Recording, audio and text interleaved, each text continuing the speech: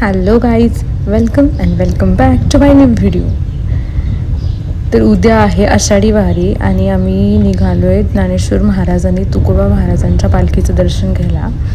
तुम्हाला माहिती आहे का पंढरपूरची वारी कोणी सुरू केली किंवा पंढरपूरच्या वारी सुरू करण्याचं श्रेय कोणाला दिलं जातं? चला पाहूयात या व्हिडिओमध्ये. पंढरपूरची वारी म्हणजे महाराष्ट्रात साजरा होणारा एक मोठा सणच. हा सण म्हणजे हरिनामाचा गजर आणि निस्सीम भक्ती. आषाढीची चाहूल लागताच मनाला ओढ लागते ती पंढरीच्या वारीची. हरिमय झालेले असंख्य वारकरी कित्येक किलोमीटरचा रस्ता तुडवत त्या पांडुरंग परमात्म्याला पाहण्यासाठी येतात आणि हा सोहळा उभा महाराष्ट्र तल्लीन होऊन पाहत असतो. आपल्या पंढरपूरची यात्रा म्हणजेच पंढरपूरची वारी, यामध्ये ज्ञानेश्वर महाराज व तुकाराम महाराजांच्या पालखीत संतांच्या पादुका ठेवून पंढरपूरपर्यंत आणण्यात येतात. या मिरवणुकीत अनेक वारकरी पायीच सामील होतात. तर वारकरी म्हणजे काय? वारी करणारा वारकरी. वारीची परंपरा 700 ते 800 वर्षांहून अधिक जुनी आहे. महाराष्ट्रातील विविध ठिकाणाहून साधू संतांच्या पालख्या आषाढी वारीच्या निमित्ताने पंढरपूरसाठी येत असतात. त्यातील अनेक पालख्या या संत तुकाराम व संत ज्ञानेश्वर महाराजांच्या पालखीत सामील होतात, कारण या दोन मुख्य पालख्या आहेत. ज्ञानेश्वर माऊलींची पालखी आळंदीतून तर तुकाराम महाराजांची पालखी देहूमधून प्रस्थान करते. या वारीची सांगता शयनी एकादशीच्या दिवशी विठ्ठल मंदिरात होते.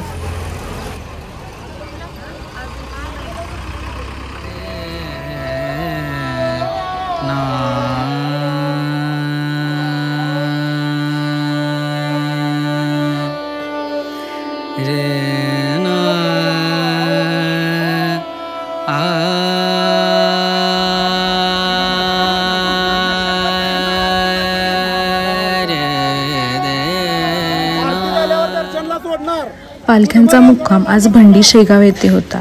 तर आम्ही सर्वप्रथम संत ज्ञानेश्वर महाराजांच्या पालखीचे दर्शन घेणार आहोत. संत ज्ञानेश्वर महाराजांच्या पालखीची सुरुवात 1685 पासून सुरू झाली. त्यांच्या पालखीत हजारो वारकरी भक्त पायी चालत पंढरपूरला येतात आणि सर्व माऊलीच्या नावाने एकत्र येतात. वारीत चालताना वाटतं आपण एकटे नाही, आपल्यासोबत माऊली आहे, विठ्ठल आहे. पालखीत ज्ञानेश्वरांची पवित्र मूर्ती आणि त्यांच्या पादुका असतात. वाटेत कीर्तन, भजन, अभंग करत पालख्या पंढरपूरला पोचतात. ही चाल म्हणजे शरीराची तपश्चर्या आणि मनाची भक्ती. संत ज्ञानेश्वर माऊलींचं स्थान हे फक्त धर्मात नाही, ते आपल्या माणुसकीच्या संस्कृतीत आहे. त्यांनी मराठी भाषेला आध्यात्मिक प्रतिष्ठा दिली. त्यांनी भगवंताकडे जाण्याचा मार्ग माणसाला सांगितला. त्यांनी समत्वाचा संदेश दिला. देव पंढरी, जीव विठोबा, मग शोधायला कुठे जायचं याची शिकवण त्यांनी आपल्याला दिली.